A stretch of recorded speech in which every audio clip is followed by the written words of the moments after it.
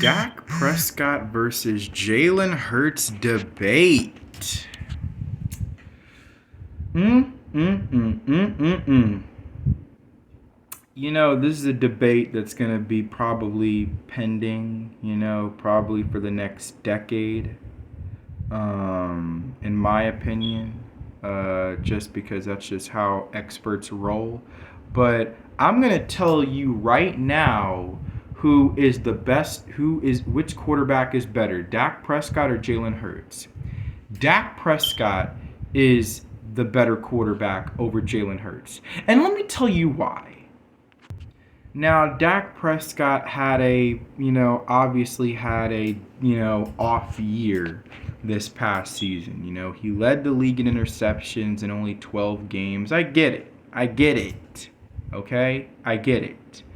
But what they fail to mention to you is that Dak Prescott threw more touchdown passes in 12 games than Jalen Hurts threw in 15.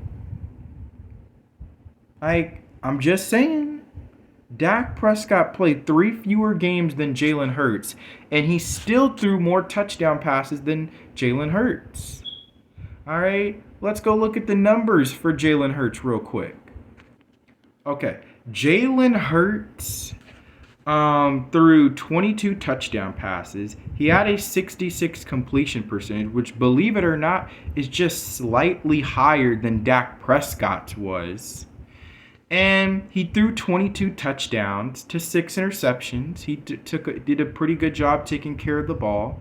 And he had a 101.5 rating. So, no discredit. Jalen Hurts played well. He had a pretty dang good season. All right? But at the same time, Dak Prescott threw more touchdown passes than Jalen Hurts. All right? The fact that Dak led the league in interceptions doesn't tell the whole story. You see, the difference between Dak Prescott and Jalen Hurts is that Dak Prescott, you want to know who he had? I'm not going to even mention CeeDee Lamb. We know who he is and what he's all about. But Dak Prescott had Noah Brown. I say no more. He had Michael Gallup, who's normally a pretty good receiver, but not when he's coming off of a torn ACL, and even before that, he missed a few games due to a strained calf. So he was nowhere near fully healthy last season, 2022. He was nowhere near healthy. And then Dak Prescott also had this tight end who a lot of people just want to deride just to make Dak Prescott look bad by saying that he had a latest and greatest tight end under his belt. When Dalton Schultz, last time I checked, I thought it took almost a month for that dude to finally get signed when he was a free agent. It took almost a month for somebody to finally sign him. And it wasn't even a long-term deal.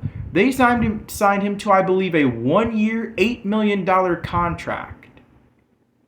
That dude waited almost a month to get paid 1 year, $8 million. And y'all say that dude was an elite tight end that Dak Prescott had. I'm shaking my head. Y'all should be ashamed of yourselves. Then you look over at Jalen Hurts, who had... Let me just point out the weapons that post-spring updates on. I'll look at that later. Nonetheless, you want to know the weapons that Jalen Hurts had? You want to know what he had? He had Shane Steichen's offense that worked perfectly for him. The RPOs, the read options. It was the perfect system for him to run. He also had weapons like A.J. Brown, all right, are one of the best wide receivers in the league right now. I said he was one of the best wide receivers even when he was in Tennessee. I thought he was pretty good. I never said he was great, but I thought he was pretty dang good even when he was in Tennessee. Now he goes over to Philadelphia where he's got Devontae Smith, a guy who is a Heisman Trophy winner in Alabama.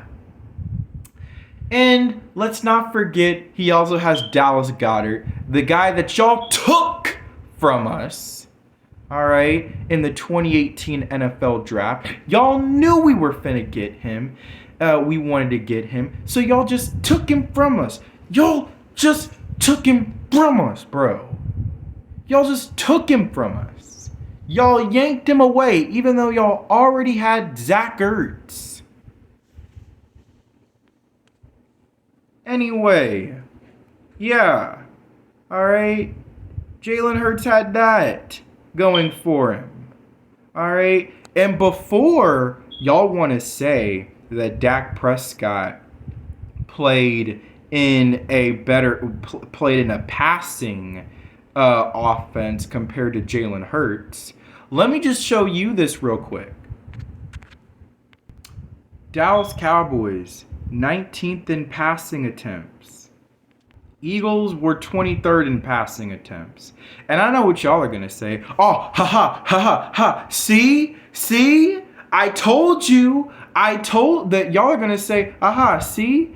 All right. Jalen Hurts played in an offense that threw the ball less. Are you really going to take 20? Are you really going to take 20 passing attempts? The difference of 20 passing attempts to state your argument? Really? 20 passing attempts. Oh, wow. 20. It wasn't like it was 50 or 80. No, it was 20. All right? That's it. 20. That's probably only a full, that's not even a full game worth of passing attempts probably by a quarterback. All right? Like I said, all right, they both played in run-dominant offenses at the end of the day. They both did. They both played in run-dominant offenses, all right, at the end of the day. And Dak Prescott still played 3 fewer games than Jalen Hurts and threw more touchdown passes than Jalen Hurts. Okay? All right. So, let's get to another debate that I want to get to. CeeDee Lamb versus A.J. Brown. CeeDee Lamb versus A.J. Brown. Let's get to this debate. Okay, so CeeDee Lamb caught over 100 passes for over 1,300 yards and 9 touchdowns this past season. All right, you know, I get all that. All right, I get all that, but at the end of the day, all right, CeeDee Lamb still put up very productive numbers in the fact that he was really all the Cowboys really had. When you look at A.J. Brown caught 88 passes, but for around 1,500 yards and 11 touchdowns. All right? He had a pretty dang good season. But when you look at the fact that, you know, CeeDee Lamb and A.J. Brown are around a, you know, 140 or so yardage differential. I don't know about you, but that's not that big of a, you know, separation. All right? You know, like that's not even that big of separation in my opinion as far as a yardage differential. All right? And yet A.J. Brown had Devontae Smith and Dallas Goedert as his teammates in the receiving aspect. And CeeDee Lamb had Noah Brown as his wide receiver 2. This kind of goes back to the Dak Prescott versus Jalen Hurts debate. But yeah, all right, Noah Brown was his sidekick. It's like, oh my goodness, that's Batman versus Robin. Yeah, if Robin was 3 years old and was barely old enough to walk, okay?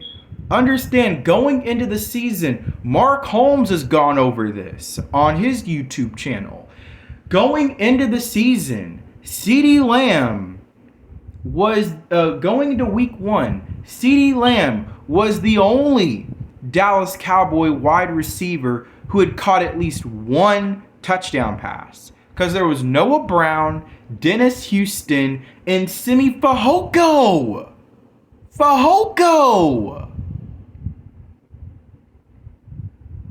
I rest my case. Okay? I'm just saying. Okay? Like, CeeDee Lamb did not have a lot of help around him. Alright? The other team knew who was getting the ball. They knew who was getting the ball. And they still couldn't stop him. They still couldn't stop him at times, bro. Like, they knew he was getting the ball. A.J. Brown, they didn't always know he was getting the ball. Alright? They didn't always know that because he knew that they could possibly throw to Devontae Smith. Or Dallas Goedert. He had so much help around him. Okay? He had so much help around him. Alright? Where he knew that he could still be productive. And he could still be productive. But they could, distribute the load. CeeDee Lamb was almost our entire offense. Alright? Just think about the comparison of CeeDee Lamb and the Cowboys offense and Justin Jefferson and the Vikings offense. He was almost their entire offense, bruh. Alright? At least as far as their passing game. So, I'm going to say what I actually didn't say before. CeeDee Lamb is better than A.J. Brown. And this was my argument. Dak Prescott is better than Jalen Hurts. And CeeDee Lamb is better than A.J. Brown. And you can say all you want. Alright? If you want to say that I'm just biased because I'm a Cowboys fan. But I stated you the facts. I stated you the explanation for why I decided to state my claim and my opinion on who I believe is better. I stated my argument, and they are complete facts. They are completely factual. Alright? So, with that being said, going into this season, I think Dak Prescott is going to have a more productive season than Jalen Hurts. He just is. CeeDee Lamb, he's going to have more receiving yards than A.J. Brown. He just is. Why? Because Brandon Cooks showed up in the building. Alright? And now you got Michael Gallup, who is going to be a lot more healthier. No ACL tear, no strained calves that he's got behind him on his back and whatever. Like, none of that. God willing, he goes through preseason and training camp fully healthy, and we can get locked and loaded for the season, okay? And I just hope for no injuries, okay? Injuries can possibly be the only thing that can stop us at this point, in my opinion. Because I think Dak Prescott is going to have a great year. I will even go as far as to say Dak Prescott is going to be in the running for MVP. Quote me on that. When y'all go to the end of the season, all right, you are going to look back at this video and y'all are going to quote me on this, that Dak Prescott is going to be in the running for MVP. Okay? All right? Mock my words. All right? He's got one of the best, if not the best, defense in the NFL. And his wide receiver 3 is about to be Michael Gallup. I will say henceforth that Michael Gallup is probably the best wide receiver 3 in the NFL. And Eagle fans, don't you say Quez Watkins. Don't you say Quez Watkins. First of all, the dude got suspended for gambling for this year, so. But yeah, Quez Watkins is not even at the level of what Michael Gallup would be as our third option. So with that being said, I'm out of here. I won this debate. All right? Come on now, bro. So, that has been my time. Like, subscribe, comment down below with suggestions of videos y'all want me to make or watch. But I'm out. Peace.